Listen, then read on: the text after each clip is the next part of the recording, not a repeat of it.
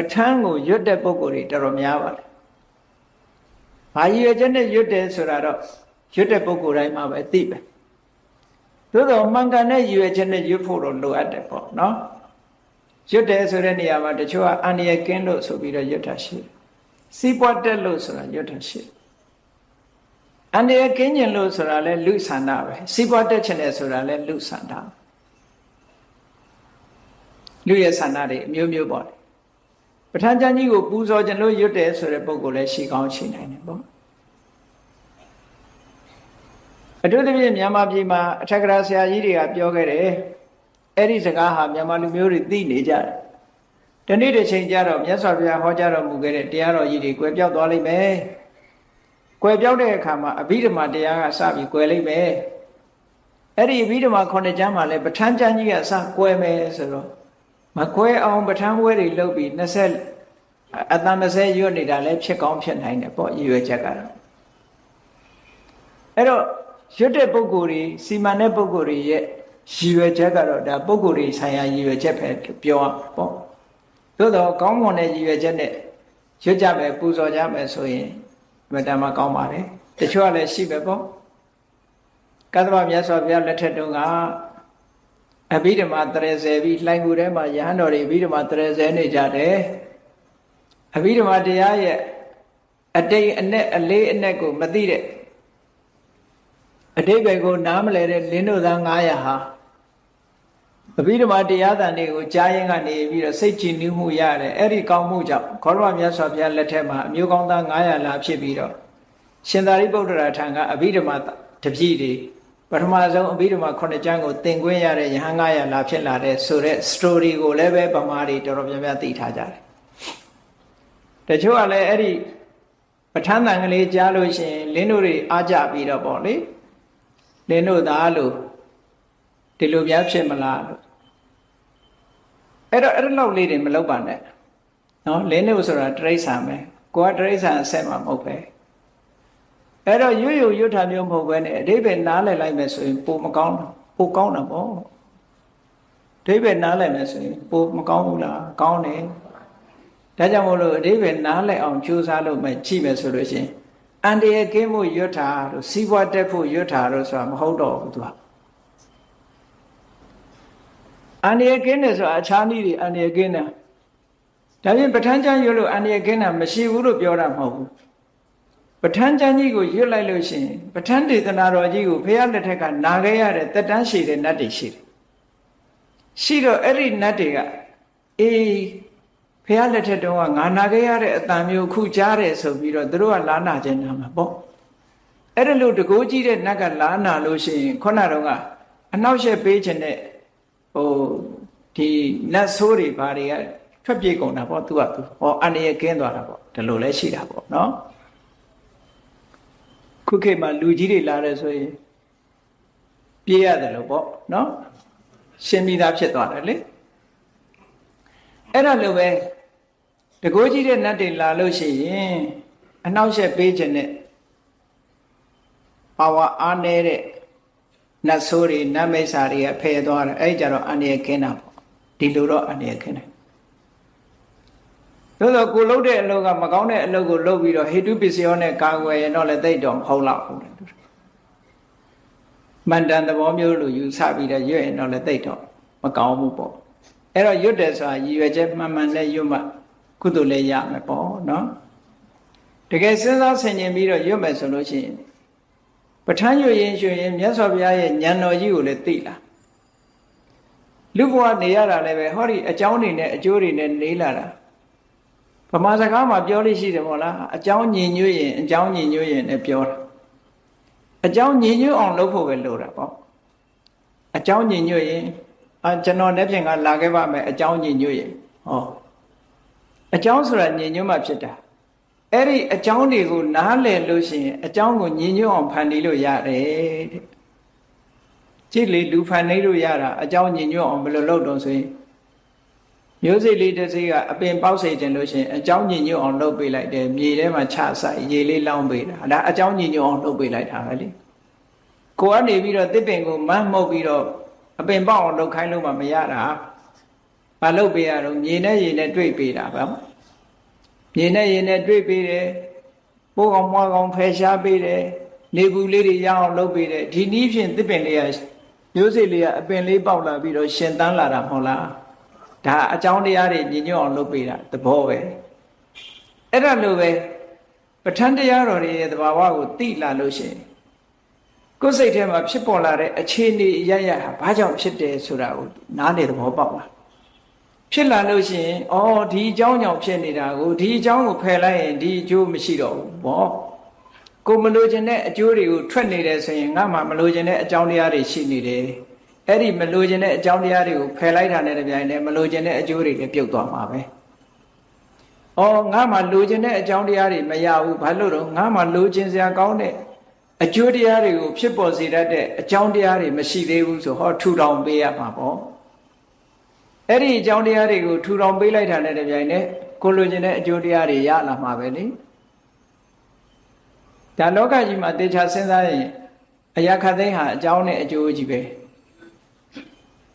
အကြောင်းကင်းတဲ့အရာဆိုတာလောကမှာမရှိဘူးမြတ်စွာဘုရားရဲ့တရားတော်တွေဟာလည်းပဲ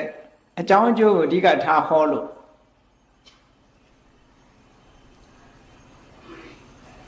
ပထမဆုံးအခြေခံအဖြစ်မြတ်စွာဘုရားသခင်ကိုရောမြတ်ကသစ္စာလေးပါးကိုဟောတယ်သစ္စာလေးပါးဆိုတာကြည့်လေဒုက္ခဆိုတာ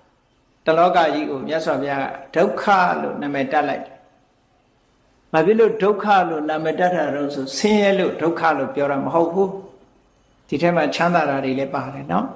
။ဘာဖြစ်လို့ဒုက္ခလို့နာမည်တပ်လိုက်တယ်လဲလို့ဆိုရင်ဒုဆိုတာခြေနှက်เสียမကောင်းဘူးခကကိုထင်တဲ့အတိုင်းဘာမှမရှိဘူး။အဲ့ဒီအဓိပ္ပာယ်နဲ့ဟောတာဒုက္ခရဲ့အဓိပ္ပာယ်ဒုจิตเสียမကောင်းတဲ့အပြင်ခဘာမှမရှိဘူးကိုထင်တာတခုမှမဟုတ်ဘူးလို့ပြောဟုတ်တယ်လေ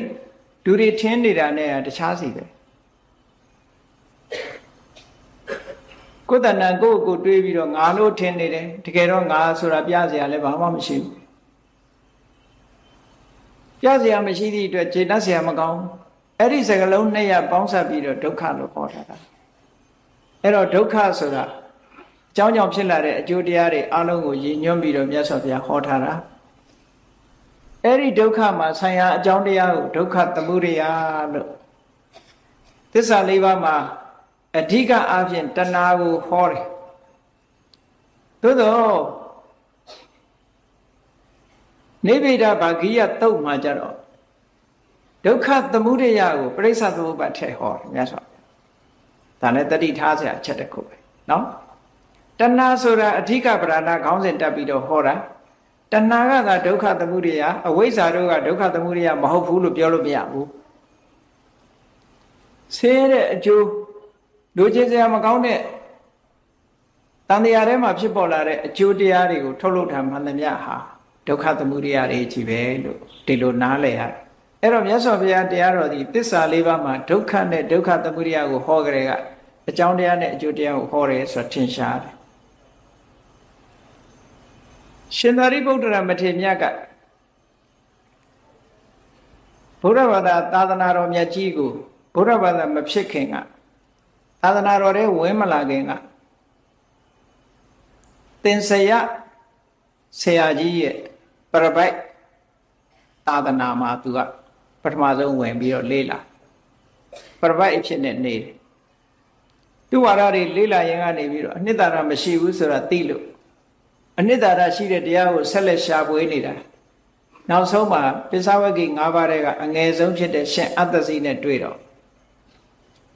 ဘုရားရဲ့ဝါဒအချင်းချုပ်ပြောပြပါဆိုတော့ဒီအကြောင်းနဲ့အကျိုးပဲပြောတာပဲယေဓမာဟိတုပ္ပဘဝတေတံဟိတုံတထာဂတောအကြောင်းကြောင့်ဖြစ်လာတဲ့အကျိုးတရားတွေရှိတယ်အဲ့ဒီအကျိုးတရားတွေရဲ့အကြောင်းကိုမြတ်စွာဘုရားဟောပါတယ်ဆိုတော့ဟောဒုက္ခနဲ့ဒုက္ခသမုဒယဟောတယ်လို့ပြောတာဒီလိုဆိုလို့အဲ့တော့ဒီလောက်ကလေးပြောလိုက်တာနဲ့သူညံပွင့်သွားတယ်ဘလောက်ထိပွင့်သွားလဲဆိုရင်မှားယွင်းနေတဲ့အယူဆတွေလုံးဝကင်းသွားတယ်တန်တရားလုံးဝကင်းသွားတယ်အဲ့ဒါကိုပဲစာလို့ပြောရင်ဒိဋ္ဌိဝိသိကိစ္စကွာသွားတယ်ပြောတာပေါ့သောတာပန်ဖြစ်တယ်ဆိုတာအဲ့ဒါဒိဋ္ဌိဝိသိကိစ္စကင်းသွားတယ်အဲ့တော့မြတ်စွာဘုရားရဲ့ဝါဒသည်အကြောင်းနဲ့အကျိုးကိုရှင်းပြတဲ့ဝါဒ အဲ့ဒီသစ္စာ၄ပါးကိုပဲအကျယ်ချဲ့ပြီးတော့ပြောလိုက်တဲ့အခါကျတော့ပဋိစ္စသမုပ္ပါဒ်ထပ်ပြီးတော့အကျယ်ချဲ့လိုက်တာကြည့်ဒုက္ခသမုဒယကအဝိဇ္ဇာဒုက္ခကသင်္ခါရဝိဇ္ဇာပစ္စယသင်္ခါရဒုက္ခနဲ့ဒုက္ခသမုဒယပဲအဲ့ဒီပါသင်္ခါရပစ္စယဝိညာဏသင်္ခါရကဒုက္ခသမုဒယဝိညာဏကဒုက္ခဆိုပြီးတဲ့အကြောင်းနဲ့အကျိုးပရိစ္ဆေသမုပ္ပါဒ်ကဘာဆိုလိုတာတုံးလို့ဆိုလို့ရှိရင်အကြောင်းနဲ့အကျိုးသည်တစ်ခုနဲ့တစ်ခုဆက်ဆက်နေတယ်လို့ဒါကြောင့်မို့ dependent origination တစ်ခုနဲ့တစ်ခုမိတိနေတယ်ကင်းကွာလွတ်လပ်နေတာမဟုတ်ဘူးပရိစ္ဆေသမုပ္ပါဒ်ကိုပဋိစ္စဆိုတာအကြောင်းတစ်ခုကိုအကြောင်းပြုပြီးတော့မှသမုပ္ပါဒဖြစ်စေတယ်လို့ဒီလိုဆိုလိုတာအကြောင်းဒီပင်လည်းအကြောင်းတစ်ခုရှိရသေးတယ်တဲ့ဒါကြောင့်မို့လို့ဘုရားတရားတော်ရအကြောင်းမဲ့အကြောင်းဆိုတာမရှိဘူးအကြောင်းမဲ့ဆိုတာမရှိဘူး first cause မရှိဘူး causeless cause မရှိဘူးလို့ဆိုလိုတယ်ပေါ့တခြားဝါဒတွေမှာအရာရာကိုသာဝရဘုရားကဖန်ဆင်းတယ်လို့ပြောမယ်ဆိုရင်သာဝရဘုရားကြတော့ဘယ်သူဖန်ဆင်းတာတော့ဆိုမရှိတော့အဲ့ဒါ causeless လို့ခေါ်တယ် first cause ဟာသာဝရဘုရားပဲသာဝရဘုရားဒီ first cause သာဝရဘုရားရဲ့ရှေ့က cause ရှိသေးလားမရှိတော့ပြတ်သွားဗုဒ္ဓဘာသာမှာဗုဒ္ဓရဲ့တရားတော်မှာအဲ့လိုမရှိဘူး first cause မရှိဘူး causeless cause မရှိဘူးအကြောင်းနဲ့အကျိုးဒီအပြန်အလှန်ဆက်သွယ်ပြီးတော့နေကြတယ်တဲ့ပြန်အလှန်ဆက်သွယ်ပြီးတော့နေကြတယ်အကြောင်းကလည်းအကျိုးဖြစ်သွားတာပဲအကျိုးကလည်းအကြောင်းဖြစ်သွားတာပဲဆောင်ရွက်မှုကိုကြည့်ပြီးတော့ပြောတာဒါလည်းဟုတ်တာပဲလေကဲလောကမှာလူတွေကိုကြည့်လိုက်ပေါ့အမှန်အားဖြင့်ပြောမယ်ဆိုရင်အမေနဲ့သားသမီးပဲပြောအောင်အမေကသူကအမြဲတမ်းအမေဘက်ကနေတာဟုတ်ကဲ့လားသူ့လည်းအမေရှိတယ်လေ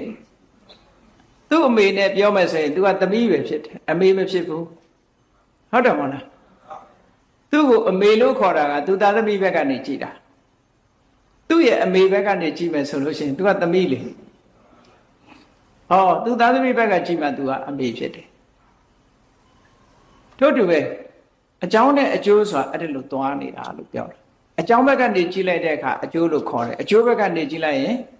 အကြောင်းလို့ခေါ်ပြန်တယ်ဒါကို mutual relation လို့ခေါ်တယ်အပြန်အလှန်ဆက်သွယ်နေတဲ့သဘောတဲ့အဲ့ဒီပဋိစ္စသမုပ္ပါဒ်ကိုတခါအကျယ်ချဲ့ပြီးတော့ဟောလိုက်တဲ့အခါမှာ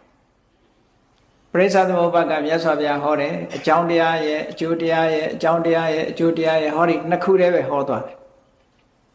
ပဋ္ဌာန်းဆိုတဲ့အခါကျတဲ့ပဋ္ဌာန်းတရားတော်ကြီးကြတော့အဲ့ဒါလို့မဟုတ်တော့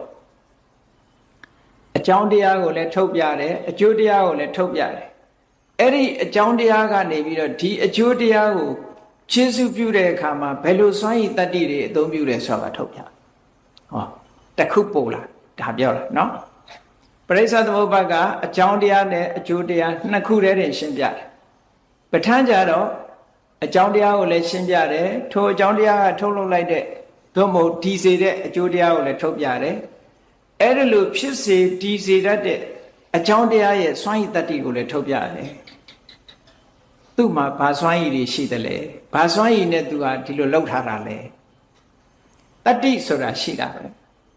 အကြောင်းတရားမှာဆံရတတ္တိလေးတွေမရှိဘဲနဲ့သူကအကျိုးတရားတစ်ခုကိုမဖြစ်စေနဲ့တတ္တိဆိုတာစွမ်းနိုင်တဲ့ capability energy ဒါကိုပြောတာเนาะ energy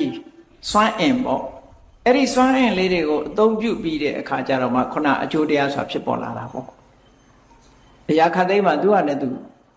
အကြောင်းတရားမှာသူ့ရဲ့ energy လေးတွေရှိတယ်အဲ့ဒီ energy လေးတွေကြောင့်အကျိုးတရားပေါ်လာတာလို့ဒါပြောတာเนาะအဲ့တော့ပဋ္ဌာန်းကြတော့ရသော်ဗျာပြည့်ပြည့်စုံစုံဟောလိုက်တယ်အကြောင်းတရားကိုလည်းဟောတယ်အကျိုးတရားကိုလည်းဟောတယ်အကြောင်းတရားရဲ့တတ္တိကိုလည်းဟောတယ်ဆိုသုံးမျိုးဟောထားတာအဲ့ဒါကြောင့်မလို့စွမ်းရည်တတ္တိတွေရဲ့နာမည်အနေနဲ့24ပစ္စည်းကိုမြတ်စွာဘုရားအသုံးပြုတယ်ဟေတုပစ္စည်းရောအာရမဏပစ္စည်းရောအသုံးပြုတဲ့အသုံးပြုပုံသူပြုနည်းအကြောင်းတရားရဲ့စွမ်းရည်တတ္တိတွေကိုထုတ်ဖော်ပြီးတော့ဟောထားတာတဲ့အဲ့တော့ပဋိစ္စသမုပ္ပါဒ်တဲ့တစ်ချက်ပို့သွားတာပဋ္ဌာန်းတရားကြီးကပို့ပြီးတော့ပြည့်စုံသွားတယ်ပဋိစ္စသမုပ္ပါဒ်ကိုဖွင့်ဆိုတဲ့ ရှင်မဗုဒ္ဓဂောသအထက်ကရာဆရာကြီးကပရိစ္ဆေသမုပ္ပါဒ်နဲ့ပဋ္ဌာန်းကိုရောပြီးတော့ဖွင့်ပြတယ်ပရိစ္ဆေသမုပ္ပါဒ်ကြီးတတ်တတ်ဆိုလို့ရှိရင်ပဋ္ဌာန်းမပါဘူးအဲ့တော့ပရိစ္ဆေသမုပ္ပါဒ်နဲ့ပဋ္ဌာန်းကိုတွဲပြလိုက်တဲ့အခါကျတော့ပို့ပြီးတော့နည်းနည်းလာတယ်ပေါ့ဒါကြောင့်မို့ဒီပရိစ္ဆေသမုပ္ပါဒ်ကိုရှင်းပြဖို့ရကြတော့ရှင်မဗုဒ္ဓဂောသတောင်မှပဲသူကပင်လယ်ကြီးထဲမှာသူဟာမရနိုင်တယ်လို့ပဲအမတန်နဲ့တဲ့ပင်လယ်ကြီးထဲမှာမရနိုင်တယ်လို့ဒါရှင်းပြဖို့သူ့ညာဟာအမတန်ကိုကြိုးစားပါတယ်လို့ပြောတာနော်အမတန်ကိုကြိုးစားပါတယ်အမတန်ခက်ခဲပါဘာလို့လဲဆိုပဋ္ဌာန်းနည်းကြီးပါထည့်ပြီးတော့ပရိစ္ဆေသမုပ္ပါဒ်ထဲမှာထည့်ပြောလာသူပြောပုံပြောနည်းလေးကအဝိဇ္ဇာကနေပြီးသင်္ခါရကိုခြေစွပြုတယ်ဆိုတဲ့နေရာမှာဘာတတ္တိကိုခြေစွပြုတယ်လဲဆိုတော့ပဋိစ္စသမုပ္ပါဒ်မှာမပါဘူးပဋ္ဌာန်းကနေပြီးဆက်သွယ်ပြီးတော့ပြောလို့ရတယ်ပေါ့အဝိဇ္ဇာသည်သင်္ခါရကိုဖြစ်စေတယ်အဝိဇ္ဇာပစ္စယသင်္ခါရဆိုဘယ်လိုစွမ်းရည်တတ္တိတွေမှာအဝိဇ္ဇာရှိတယ်လဲဘာကြောင့်သင်္ခါရကိုသူကအထောက်အကူပြုနိုင်တယ်လဲဆိုတဲ့ခြေစွပြုပုံခြေစွပြုနည်းတွေကိုဝိတ္တုရိမက်မှာအသေးချာရှင်းပြီးတော့ရေးထားတာရှိတယ်ပေါ့ဒါတောင်အကျဉ်းအဖြစ်ရှင်းထားတာအေးကောင်းပြီတရားဓမ္မဆိုတာတစ်ခုနဲ့တစ်ခုဒီလိုပဲဆက်သွယ်ပြီးတော့နေတာဖြစ်သောကြောင့်ဘုန်းကြီးတို့တွေအပြန်အလှန်နားလည်ဖို့ရအတွက်ဆက်သွယ်မှုကိုချိကြရအောင်ပဋ္ဌာန်းတရားတော်ကြီးကိုရွတ်ဖတ်ပူဇော်နေတဲ့ပုဂ္ဂိုလ်တွေလည်းပဲရွတ်ဖတ်ပူဇော်ရင်အာယုံပြုနိုင်အောင်ပါဠိလေးကိုဘုန်းဘုန်းကနည်းနည်းတော့ရွတ်ပြမယ်ပေါ့နော်ဟေတုပစ္စယောတိဟေတုတံပြုတ်တကာနံဓမ္မာနံတံသမုဋ္ဌာနာနိသရူပနာဟေတုပစ္စေနပစ္စယောဟေတုပစ္စည်းရဲ့အကြောင်းရွရင်အာယုံပြုလို့ရတာပေါ့မြတ်စွာဘုရားပထမဆုံးဟေတုပစ္စည်းကိုဟောတယ်ဟေတုဆိုအဲ့ဒီမှာအပိုက်ကလေးတွေအရင်ခွဲကြည့်လိုက်ဟေတုဆိုတာစကားလုံးတစ်ခုဟေတုတံပြုတ်တကာနံဓမ္မာနံတံသမုဋ္ဌာနာနိသရူပနာအဲ့ဒါလေးကပုစုတစ်ခုဟေတုပစ္စေနဆိုတာပုစုတစ်ခုပုဂ္ဂလေးတစ်ခုပစ္စယောနောက်ဆုံးကနိဂုံးကအဲ့ဒီမှာစကားရပ်ကိုခွဲကြည့်လိုက်မယ်ဆိုရင်ဟေတုလို့ nominative case လို့ခေါ်တာပေါ့ပထမန္တ nominative case နဲ့ပြလိုက်တယ်ဟေတုဒါကပစ္စည်းကိုဖော်ပြတယ်ဟေတုတံပြုတ်တကာနံဓမ္မာနံတံသမုဋ္ဌာနာနိသရူပနာလို့တံပရံပုံနဲ့ပြတာကဒီ genitive dative case လို့ခေါ်တယ် dative case နဲ့ပြတဲ့စကားလုံးကအကျိုးတရားကိုဖော်ပြတယ်ဟေတုပစ္စေနာလို့ဆိုတာပစ္စယတတ္တိကိုဖော်ပြတယ်အပိုင်း၃ပိုင်းရှိတယ်ကြည့်ပါစို့ပိုင်း၃ပိုင်းဒါပါဠိကိုရွတ်ဖတ်တဲ့ပုဂ္ဂိုလ်တွေအတွက်ဒါစဉ်းစားလို့ရအောင်ကဲဟေတုလို့ဆိုတာမြန်မာဟေတုကိုအဓိပ္ပာယ်မပြန်တော့ဘူးဟိတ်လို့ပဲပြောလိုက်တယ်နော်ဟိတ်ဆိုတော့ဘာမှတော့မသိတော့ဘူးပေါ့စာပေဝေါဟာရတစ်ခုဖြစ်သွားတယ်ဟေတုဆိုတဲ့စကားလုံးကိုနောက်ကတုဖြုတ်ထားပြီးဟိတ်ပဲခေါ်လိုက်တယ်ပေါ့အခုတော့နောက်ကတီနဲ့တတ်ပြီးတော့ဟိတ်ဆိုတဲ့အတန်ပီအောင်ရေးတယ်ပေါ့မှန်စဖြစ်တုန်းကတော့ဟေတုဒီလိုပြောတဲ့သဘောပေါ့နော်နောက်ကတုကိုတကိုအတန်တဝက်ယူပြီးတော့ဟိတ်လို့ဒီလိုပြောလိုက်တဲ့စကားတစ်ခု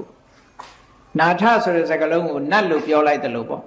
ဒါကအိန္ဒိယမှာလည်းဒီတိုင်းပဲထုံးစံအိန္ဒိယမှာဒီသူတို့အိန္ဒိယစကားနဲ့ဒီပါဠိစကားတွေကအများကြီးဆင်ဆင်တူတာတွေရှိတယ်ပေါ့ဥပမာပဲမဂရဆိုတဲ့ပုဂ္ဂိုလ်အိန္ဒိယသားတွေခေါ်ခိုင်းလို့ရှိရင်မဂတ်လို့ပဲခေါ်တယ်သူမဂထလို့ဓာတ်ကိုပြီးအောင်မဖတ်ဘူးမဂတ်ဒါဘုမဂရ University ကိုသူတို့ခေါ်ရင်မဂတ် University အဲ့လိုပဲပြောတယ်အဲ့ဒါမျိုးလိုပဲဟေတုကိုဟိတ်လို့ရှေ့ကအတန်လေးတင်ယူလိုက်ပြီးတော့နောက်ကတဝက်တန်လေးနဲ့ခေါ်ထားတာဒါဖြင့်ဟေတုဆိုတာဘာတော့ဆိုအဘိဓမ္မာကဟေတုဆိုတဲ့စကားလုံးကိုသုံးပြီးတော့ဖော်ပြတဲ့တရား6မျိုးရှိပါတယ်တဲ့ဒါကိုမှတ်ထားဖို့ပေါ့6မျိုးကဘာတွေခေါ်တာတော့ဆိုရင်အလုံးသိနေကြတဲ့အတိုင်း လောဘရဲ့ဒေါသရဲ့မောဟရဲ့အလောဘရဲ့အရောဓရဲ့အမောဟရဲ့ဟော6ခုဖြစ်သွားဟိုက negative နဲ့သွားတာလောဘဒေါသမောဟအဲ့ဒါကို negative ထည့်လိုက်တဲ့အခါအလောဘအရောဓအမောဟဒီစကားလုံးလေးတွေအဓိပ္ပာယ်ကိုယဉ်ကြည့်မယ်ဆိုရင်လောဘအလောဘဒေါသအဒေါသမောဟအမောဟအပြန်အလှန်သုံးပြုထားပုံကိုကြည့်ဒီနေရာမှာအရဲ့အဓိပ္ပာယ်ကမရှိဘူးဆိုတာလေးတင်ဖော်ပြတာမဟုတ်ဘူးအရဲ့အဓိပ္ပာယ်ကပฏิပက္ခဆိုတဲ့အဓိပ္ပာယ်ကိုဖော်ပြတယ်ဆန့်ကျင်တယ်ဆိုတဲ့အဓိပ္ပာယ်ကိုဖော်ပြတယ်အဲ့တော့ဆိုပါစို့လောဘဆိုတာလိုချင်တယ်အလောဘဆိုတာလောဘမရှိတာကိုပြောတာဒီလိုမဟုတ်ဘူးဒီအဓိပ္ပာယ်မဟုတ်ဘူးเนาะလောဘဆိုတာလိုချင်တဲ့သဘောအလောဘဆိုတာအဲ့ဒီလိုချင်တဲ့သဘောကိုဖယ်ရှားပြစ်နိုင်တဲ့သဘောမှာအလောဘဒါကြောင့်မို့လို့လောဘမရှိဘူးဆိုတာအိတ်နေတဲ့ချိန်လဲလောဘမရှိဘူးလေအဲ့ဒါအလောဘလို့ခေါ်လို့ရမလားမရဘူးစိတ်ဆိုးနေတဲ့ချိန်ရောလောဘရှိရလားမရှိဘူးအဲ့ဒီချိန်မှာအလောဘလို့ခေါ်လို့ရမရဘူးဒါကြောင့်မို့လို့လောဘကို craving လို့ပြန်မယ်အလောဘကြတော့ non craving လို့ပြန်မယ်ဆိုလို့ရှိရင်နည်းနည်းပေါ့သွားတယ် non craving ဆိုတာ craving မရှိဘူးဆိုတဲ့အဓိပ္ပာယ်သွားရောက်တယ်မရှိုံလေးတက်တက်ကိုပြောတာမဟုတ်ဘူးဒါကြောင့်မို့ anti craving ဆိုလို့ရှိရင် craving ကိုဖျက်ဆီးဖြစ်တယ်ပေါ့ဟောဒီအဓိပ္ပာယ်ထီအောင်စွန့်ရင်တတ်တရှိတယ်သူဒါကြောင့်မို့ပฏิပက္ခနဲ့ဟောလို့ထက္ကရာတွေကဖွင့်တာမိတ္တဆိုတာမိတ်ဆွေအမိတ္တဆိုတာမိတ်ဆွေမဟုတ်ဘူးမိတ်ဆွေမဟုတ်တဲ့လူကကိုယ်နဲ့မသိတဲ့လူတွေမိတ်ဆွေမဟုတ်တာတွေအများကြီးသို့သောအမိတ္တဆိုတာရန်သူကိုပြောတာမိတ်ဆွေမဟုတ်ရင်လည်းမဟုတ်ဘူးเนาะအဲ့ဒီ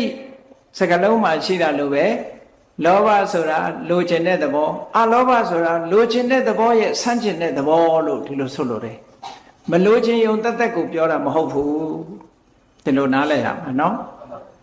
ဒေါသဆိုတာလည်းထို့တူပဲအင်္ဂလိပ်လိုပြန်တော့ hatred လို့ပြန်တယ်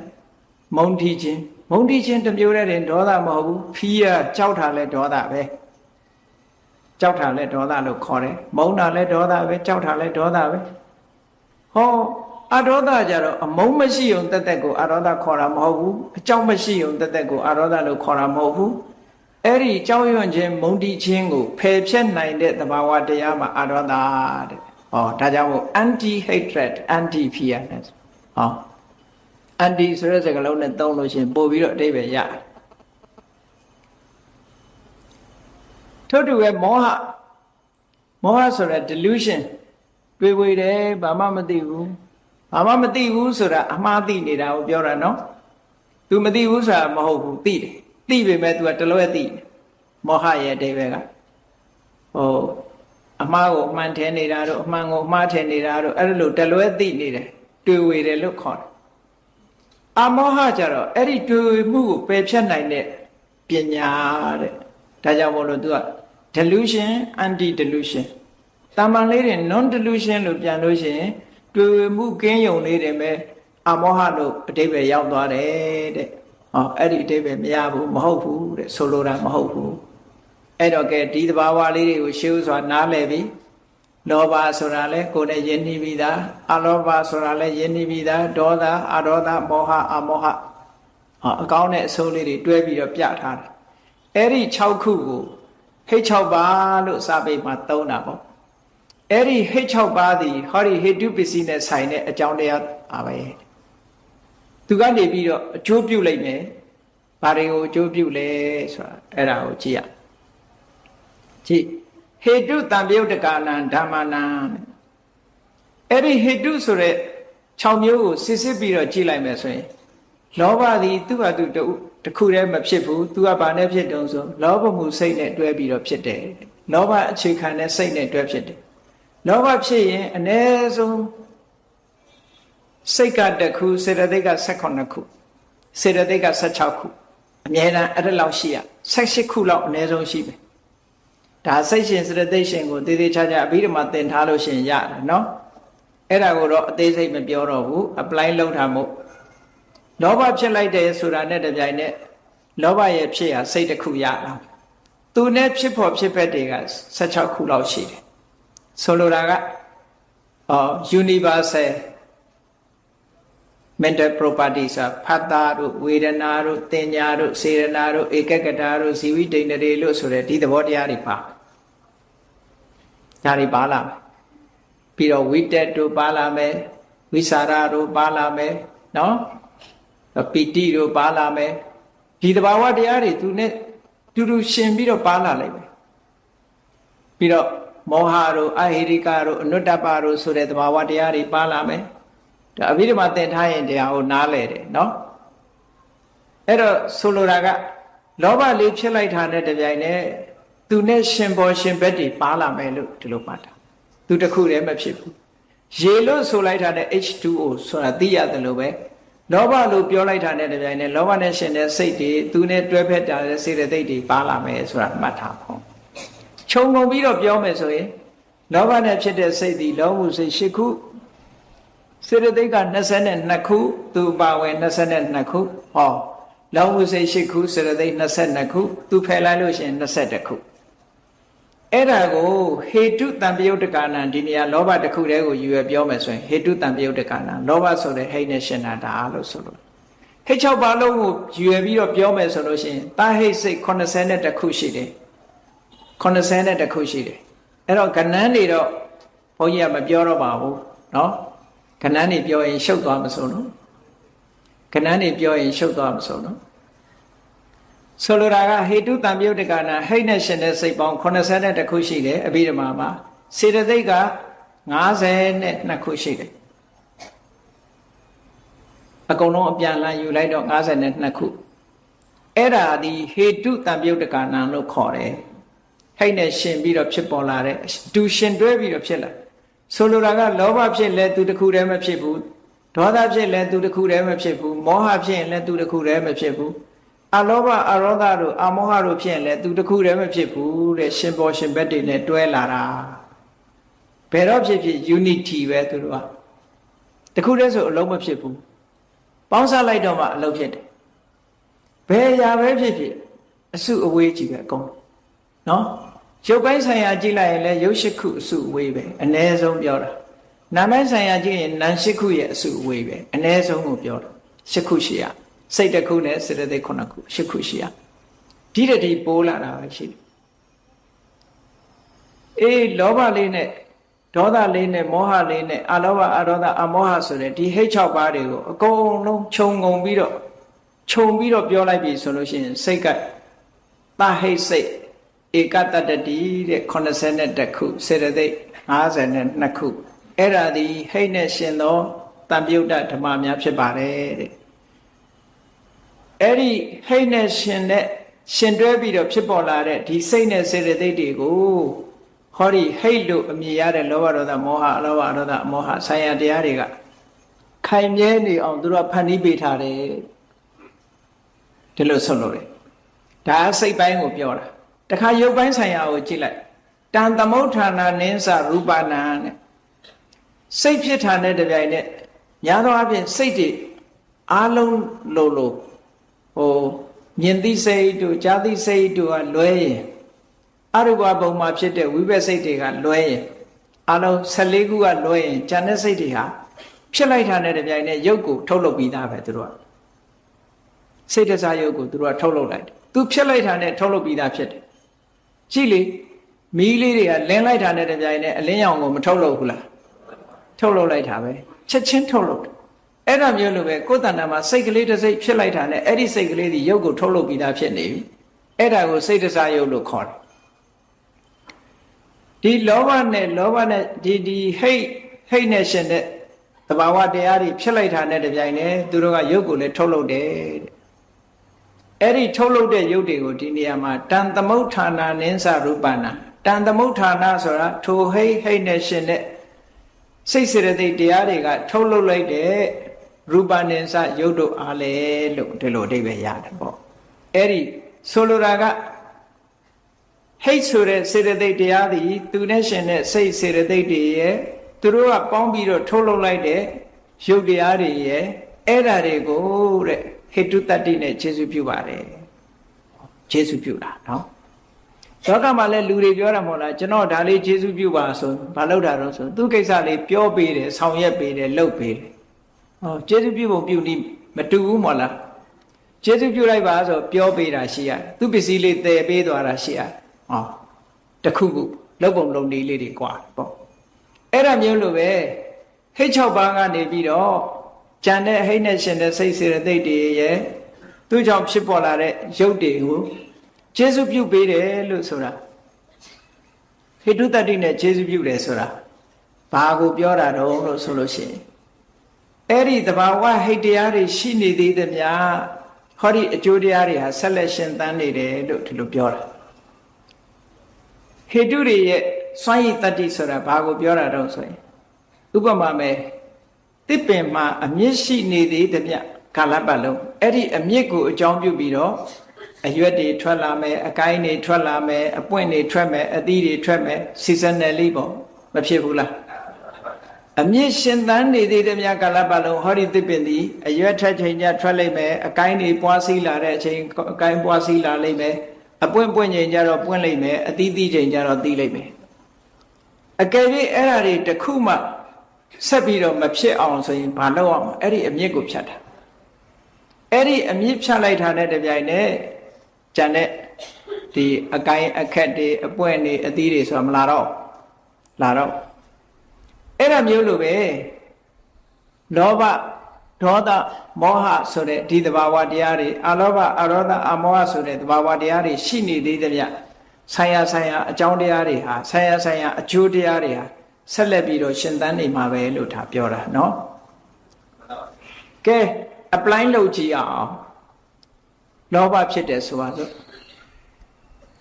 လောဘဖြစ်တယ်ပစ္စည်းလေးတစ်ခုကိုလိုချင်တဲ့လောဘစိတ်လေးဖြစ်လာအဲ့ဒီလောဘဆိုတဲ့သဘောလေးပေါ်လာကြတဲ့က तू ဘာတွေတွေးနေလဲစဉ်းစားကြည့်လိုချင်တဲ့စိတ်နဲ့ပဲတွေးမနေဘူးလားအဲ့ဒီလိုချင်တဲ့အတွေးတွေဆိုတာလောဘနဲ့ရှင်းနေတဲ့စိတ်တွေဖြစ်နေတာပဲလေလိုချင်တဲ့အတွေးတွေ तू ပြောရှိနေတယ်ဟုတ်ကဲ့လားလောဘလေးရှိနေသမျှလိုချင်တဲ့အတွေးတွေတွေးနေလိမ့်မယ်ပြီးတော့စကားပြောလိုက်တာနဲ့တပြိုင်နက် तू လိုချင်ကြောင်းမပြောလိုက်သူပါဇက်ကပြောတယ်အဲ့ဒါပြောလိုက်တဲ့အတန်ဒီစိတ်ဓာတ်ဖုံး mind form matter ပဲပြောလိုက်တဲ့အတန်လေးကဘာကြောင့်ထွက်လာတော့ဆိုရင်ဟောဒီလိုချင်တဲ့စိတ်ကနေထုတ်လုပ်လိုက်တာအဲ့ဒီအတန်လေးအဲ့ဒီအတန်လေးလည်းပဲ तू ကဆက်လက်ပြီးတော့ရှိနေမှာ तू လိုချင်တဲ့စိတ်မကုံသေးသမျှလိုချင်ကြောင်း तू ပြောလိုက်မယ်ကြုံတိုင်းအဲ့ဒါကယုတ်တရားကိုထိမ့်သိမ့်ဖြစ်နေဖို့ကဲ तू လှုပ်ရှားတာသွားလာတာတွေကရောဒီလိုချင်မှုနဲ့ပတ်သက်တာမဖြစ်ပေဘူးလားဖြစ်တယ်ဟောလောဘလေးရှိနေသမျှလောဘနဲ့ပတ်သက်တဲ့အတွေးလေးတွေ तू ရှိနေမယ်ဒါစိတ်ပိုင်းဆိုင်ရာလောဘနဲ့အတွေးရှိသလိုလောဘနဲ့ပတ်သက်တဲ့အပြောလေးတွေပြောနေလိမ့်မယ်လောဘကိုအခြေပြုပြီးတော့သွားလာလောက်ကင်လှုပ်ရှားနေလိမ့်မယ်တဲ့ဟောဒါယုတ်တရားတွေဖြစ်နေဖို့ပြောဆိုနေတာရဲ့သွားလာလောက်ကင်နေတာယုတ်တရားတွေဖြစ်နေတာဟုတ်ကဲ့လားကဲလိုချင်တဲ့စိတ်ခုန်သွားပြီလောဘမရှိတော့ဘူးဆိုကြတဲ့က तू အဲ့ဒီအတွေးလည်းမတွေးတော့ဘူးအဲ့ဒီအပြောလည်းမပြောတော့ဘူးအဲ့ဒီအလုပ်လည်းမလုပ်တော့ဒီလိုဆိုလို့လေနော်ကဲထို့တူပဲဒေါသဆိုရင်ဘယ်လောက်ထင်ရှားတယ်လူတွေမှာစိတ်ဆိုးနေတဲ့အချိန်ကြည့်စိတ်ဆိုးနေလို့ရှိရင်ကြည့်တွေးနေဘာတွေတွေးမချေနှက်တာတွေပဲတွေးနေဒေါသဖြစ်เสียတွေတွေးနေအဲ့ဒါဘယ်သူကနေပြီးတော့ဒီအတွေးကိုဆက်လက်ရှင်သန်စေတာတော့ဆိုရင်ဒေါသဆိုတဲ့ဟိတ်တရားကနေပြီးတော့ဟိတုတ္တိနဲ့ခြေစုပြုနေလို့ဖြစ်တာဟိတုတ္တိနဲ့သူကဆပ်ဖို့လုပ်ဘယ်လိုဆပ်ဖို့လုပ်တာတော့ဆိုရင်ကြည့်အမြင့်ကနေပြီးတော့မြေစီရေစီကိုစုပ်ပြီးတော့တင်ပေးနေသည့်အတွက်ကြောင့်ဒီသစ်ပင်ကြီးကအသီးတွေအရွက်တွေအပွက်တွေရှင်သန်နေတာလေအဲ့ဒါလိုပဲဟောဒီလောဘဟာဒေါသဟာအမြင့်ပဲအဲ့ဒီအမြင့်ရှိနေသေးတယ်များသူကမကျေနပ်တဲ့အတွေးတွေတွေးနေမယ်အဲ့ဒါမကျေနပ်တဲ့စိတ်တွေပေါ်တာဒါတန်တမြုပ်တကနိစ္စဓမ္မဟေတုတံမြုပ်တကနိစ္စဓမ္မနာမယ်အဲ့ဒီမကျေနပ်တဲ့အတွေးပြောရုံနဲ့မကဘူးသူတယောက်တည်းဆိုရင်တက်ခေါက်ဖြစ်နေပဲဟောအဲ့ဒီတက်ခေါက်ဆိုတဲ့အတန်ဟာဒါစိတ်တစားရုပ်ပဲနော်အဲ့ဒီအတန်ကိုဘယ်သူကထုတ်လုပ်တာတော့မကျေနပ်တဲ့ဒေါသကနေပြီးတော့ဒီစိတ်တွေကထုတ်လုပ်လိုက်တာဟုတ်ကဲ့လားဟောမကျေနပ်တဲ့အတွေးလဲတွေးမယ်မကျေနပ်တဲ့အပြောတွေလဲပြောလိုက်မယ်အတန်ပလန်တွေလဲပေးလိုက်မယ်ဟောနောက်ဆုံးကြတော့ तू မကျေနပ်တဲ့အလုပ်ဒေါသရှိနေပြီဆိုရင် तू ကလေခြေတော့ပြင်မဲ့ဆောင်းအောင်နင်းသွားတာပဲ တကားပေမဲ့ဆောင်းပိတ်ခြင်းပိတ်တာပစ္စည်းပေမဲ့တာမန်ချတာမဟုတ်ဘူးလွတ်ချလိုက်တာဟုတ်ကဲ့လားဒေါသဖြစ်လာကြတဲ့အမူအရာတစ်ခုကကြမ်းတမ်းနေ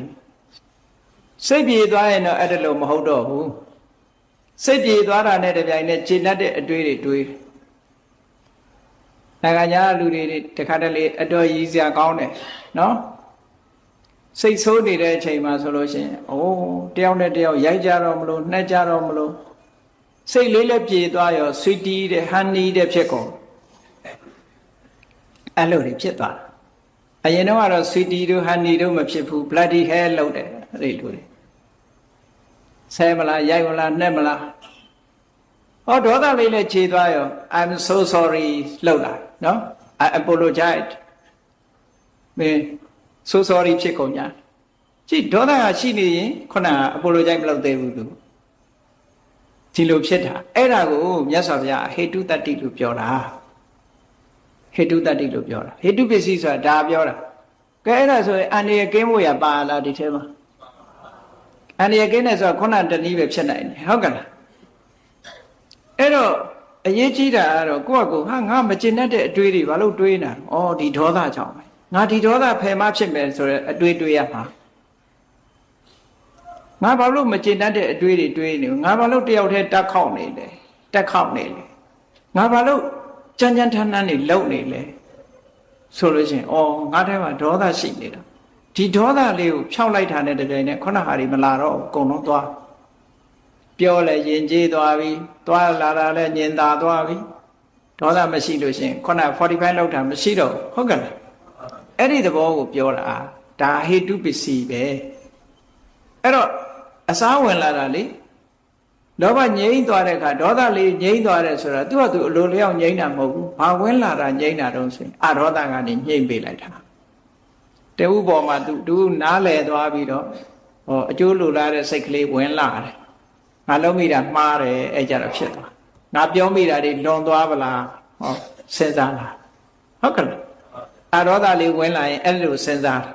ဒေါသဝင်နေတော့ကတော့အိုးနဲတော်နေသေးတယ်ပြောမယ်သူဆဲမယ်အာရပါရပြောမယ်အဲ့ဒီဒေါသလေးလည်းပျောက်သွားပြီးတော့အဒေါသသဘောလေးမေတ္တာသဘောလေးလည်းဝင်လာလိုက်ရောခုနဖြစ်သွားပြန်ရောဟောဒေါသပျောက်သွားတော့ဘယ်သူရောက်လာအဒေါသပျောက်ရောက်လာပြန်တာပဲနော်လောဘပျောက်သွားပြန်လို့ရှင်လဲခုနအာလောဘရောက်လာပြန်အာလောဘရောက်လာတဲ့အခါကျဘာဖြစ်တော့လှူရမယ်တန်းရမယ်ဘယ်သူအကူကြီးပေးရမလဲဆိုတဲ့အတွေးတွေတွေးလာတယ်ကိုယ့်ပစ္စည်းကိုဆုံးလွတ်ခြင်းတယ်ကျွေးခြင်းတယ်မွေးခြင်းတယ်ဆိုဟောတို့အတွေးတွေတွေးလာတယ်သူကဒီအတွေးမျိုးတွေတွေးလာတယ်ပြောလာတယ်ဆိုးလာတယ်လောက်ကင်လာတယ်ဟောအာလောဘဝင်လာလို့ရှင်တယ်လို့လောဘဝင်လာရင်အဲ့ဒီအတွေးတွေအကုန်ပြောက်ကုန်ပြန်ရောထို့တူပဲမောဟဝင်လာရင်ဘယ်လိုဖြစ်မောဟဝင်လာလို့ရှင်တန်တရားတွေဖြစ်လာဟိုပဋ္ဌာန်းဆိုဘုရားဟောတာဟုတ်ကဲ့လားဘယ်သူပြောနိုင်မှာလဲလွန်ခဲ့တဲ့နှစ်ပေါင်း2500ပဋ္ဌာန်းဟောတာရောဟုတ်လားဒါရွတ်နေလို့ရောကုသိုလ်ရတာဟုတ်ကဲ့လားဟောအတွေးတွေဝင်လာပြီးတန်တရားတွေဖြစ်လာဒါမောဟဝင်လာစိတ်တွေကမတည်ငြိမ်ဘူးလွင်ပါလာတယ်ဟောမောဟမှုစိတ်တွေဖြစ်လာဟောမောဟရှိနေရင်အဲ့ဒီအတွေးတွေဝင်နေမှာပဲဒါကမောဟကနေပြီးတော့ကြည့်သူကနေပြီးတော့ထုတ်လုပ်နေတာနော်မောဟကထုတ်လုပ်နေသည့်အတွက်ကြောင့်တန်တရားတွေဝင်လာတယ်ဟိုမငြိမ်သက်တဲ့အတွေးတွေတွေးလာတယ်မယုံကြည်တဲ့အတွေးတွေဝင်လာတယ်ဟောမောဟကနေပြီးအဲ့ဒါလို့မဟုတ်ဘဲနဲ့သေးသေးချာချာအသိဉာဏ်နဲ့ဆင်ញင်စဉ်းစားတတ်လာလို့ဉာဏ်ရလာပြီဆိုကြတဲ့ခုနဟောတန်တရားဆိုတဲ့အတွေးတွေမလာတော့ဘူးကုန်းတန်တရားဆိုတဲ့အတွေးတွေမလာတော့ဘူးစိတ်ပြန့်လွဲ့နေတာမရှိတော့ဘူးအမောဟဆိုတဲ့အဉာဏ်ရလာတဲ့အခါကျတော့ဒါတွေပျောက်သွားပြန်အဲ့ဒါကိုပြောလို့တာဟေတုပစ္စည်းဆိုတာဒီအဓိပ္ပာယ်ကိုဆိုလိုပါတယ်လောဘတွေဒေါသတွေမောဟတွေဆိုတဲ့ဒီအကြောင်းတရားတွေဟိတ်တရားတွေမိမိတို့တဏ္ဍာမှာရှိနေသေးတယ်များအတွေးတွေလည်းဆက်ပြီးတော့ဖြစ်နေမယ်ပြောမှုဆိုမှုတွေလောက်ကိုက်မှုတွေလည်းဆက်ပြီးတော့ဖြစ်နေမယ်ဒါကိုဘယ်သူကနေပြီးတော့ဖြစ်ပေါ်စေတာတော့ဆိုရင်လောဘဒေါသမောဟဆိုတဲ့ဒီဟိတ်တရားတွေကနေပြီးဒီဆိုင်ရာအကျိုးတရားတွေကိုရှင်သန်နေအောင်ဆက်လက်ဖြစ်နေအောင်လုပ်ပေးထားတာလို့ဒါကိုဟေတုတ္တိလို့ခေါ်ပါတယ်အဲ့ဒါကိုမြတ်စွာဘုရားကဟောတာနော်ဟ ဟေတုတံပြုတကနံဓမ္မနံတံသမုဋ္ဌာနံနိသရူပနံဟေတုပစ္စယေနပစ္စယောဟေတုလောဘဒေါသမောဟလောဘဒေါသအမောဟလို့ဆိုရဲဟိတ်6ပါးတရားတို့သည်ဟေတုတံပြုတကနံထိုဟိတ်6ပါးနှင့်ရှင်ပြီးတော့ဖြစ်ပေါ်လာတဲ့စိတ်စေတသိက်တရားတို့အား၎င်းတံသမုဋ္ဌာနံထိုဟိတ်နှင့်ရှင်တဲ့စိတ်တရားတို့ရဲ့စိတ်တရားတို့အကြောင်းပြုပြီးတော့ဖြစ်ပေါ်လာတဲ့ရူပနဲ့စာယုတ်တရားတို့အား၎င်းဟေတုပစ္စယေနာဟေတုတတ္တိဖြင့်ပစ္စယောဥပကာရကောကျေစုပြုတတ်သည်ဟောတိစင်စစ်မသွေဖြစ်ပါပေတော့၏ဣတိဤသို့ဘဂဝါရွှေဖုံးတော်သခင်ရှင်တော်မြတ်ဖရာသည်အဝေါစကောင်းစွာမသွေဟောကြားတော်မူခဲ့ပါပေတည်း